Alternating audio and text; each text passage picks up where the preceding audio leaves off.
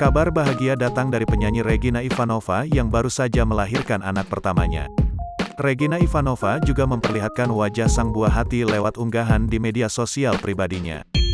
Buah hati Regina lahir pada Rabu, tanggal 22 Juni tahun 2022, sekira pukul 8.24 waktu Indonesia Barat. Dalam unggahan di Instagram, perempuan berusia 35 tahun ini mengumumkan kehadiran si kecil sekaligus namanya. Nathaniel Luigi Jayadi, tulis Regina Ivanova.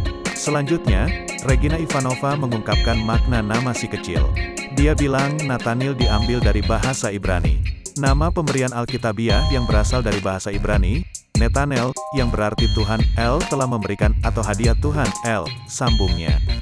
Sedangkan Luigi sendiri berarti prajurit terkenal yang diambil dari nama laki-laki asal Italia serta merupakan kombinasi dari namanya dan sang suami, Lucky dan Gina. Untuk Jayadi sendiri merupakan nama akhiran dari suami Regina Ivanova, Lucky Jayadi.